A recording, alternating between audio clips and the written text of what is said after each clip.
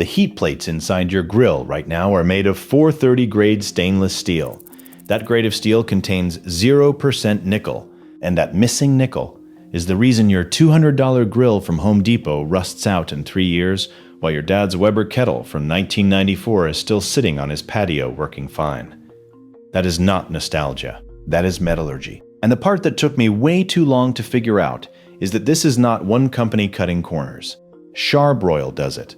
Nexgrill does it. Dyna-glo, Expert Grill, Monument, Royal Gourmet. Every brand under $500 is using the same 430 grade steel or worse, aluminized carbon steel, on the parts inside the Firebox that take the most heat and the most grease. Different logos on the showroom floor.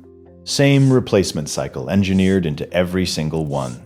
By the end of this video, you will know the one spec that separates a 3-year grill from a 10-year grill, the exact $30 Amazon fix that solves it, and the magnet test you can do in the store aisle that tells you more than any salesperson ever will. Pull a refrigerator magnet out of your kitchen right now and walk over to your grill. Drag it across the heat plates sitting above the burner tubes.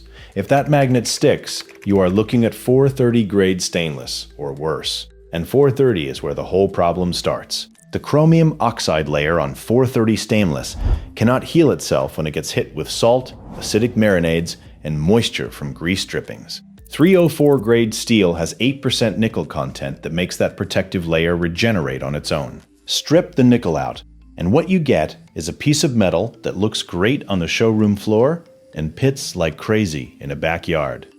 But the corrosion is only half the story. There is a phenomenon called 885-degree embrittlement. It is documented on the Penn stainless datasheet and the AK steel spec sheet for 430 alloys.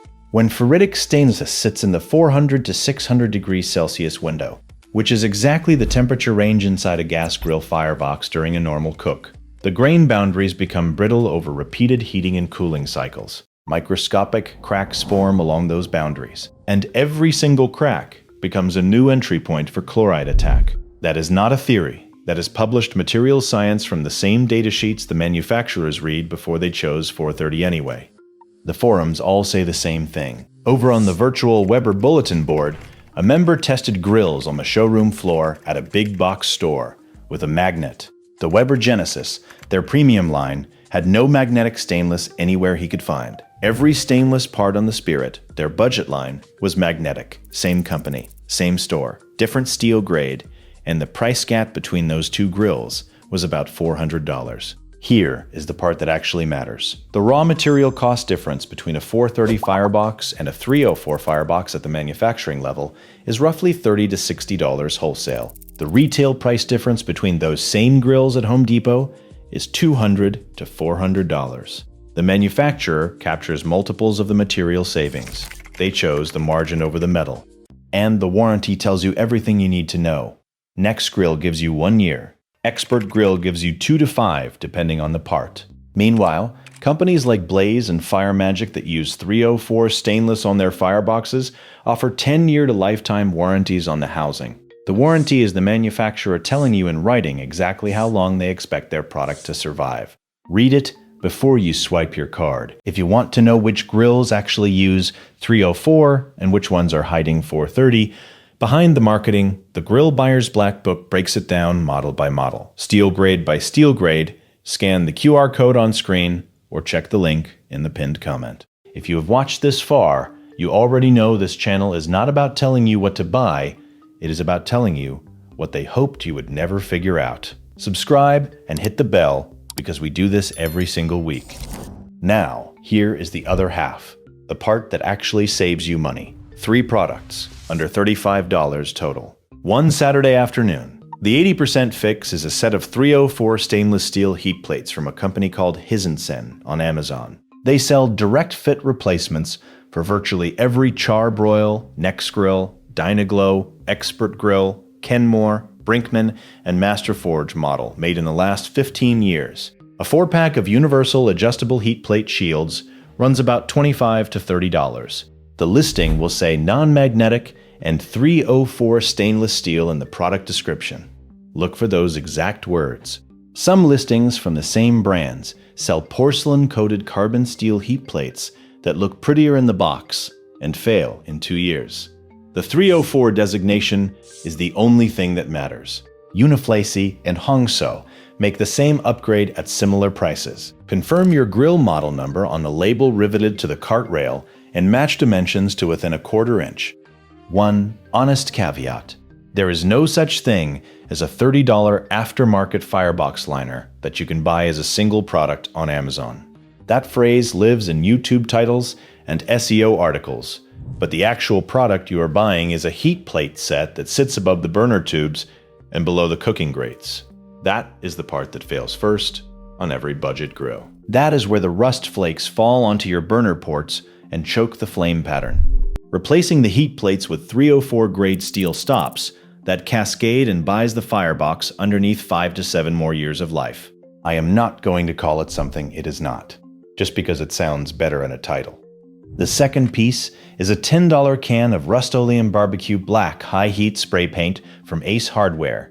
It is rated to 1200 degrees Fahrenheit, intermittent, and 600 degrees continuous. Use it on the lid exterior, the cart, the side shelves, and the outside of the Firebox.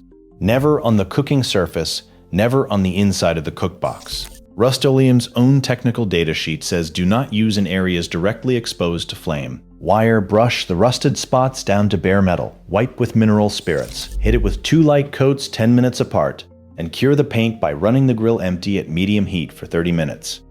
The third piece is the one nobody talks about.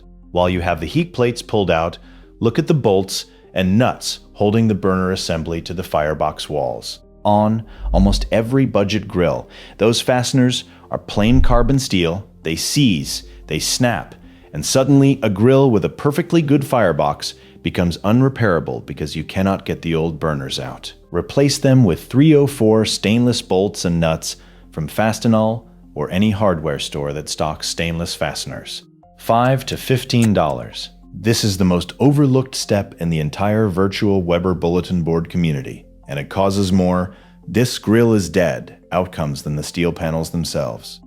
Here is the math on a napkin. A $200 budget grill with zero maintenance lasts about 3 years. Over a decade, you buy 3 grills, $600, $60 a year. That same $200 grill with a $30 heat plate upgrade in year 1, $10 of paint in year 3, and a $30 burner tube kit in year 6 costs $270. Over the same 10 years, $27 a year. You just cut your cost in half and stop throwing a working grill frame into a landfill every 3 summers. You now know something that the guy standing next to you in the grill aisle does not. The difference between a 3-year grill and a 10-year grill is not the brand name stamped on the lid. It is $7 worth of nickel alloyed into the steel underneath. And for $30 on Amazon, you can add it yourself. One more thing. If the Firebox bottom already has rust holes you can push a screwdriver through, this mod will not save it. Buy a new grill and do the upgrade on day 1 before the first cook. That is the move. And if you are within 2 miles of salt water, 304 is not enough. You need 316 marine grade, and at that point, you should buy a grill that already has it instead of retrofitting. YouTube thinks you will like this video next, so tap it. And if you made it to the end, you already know what this channel does. Subscribe.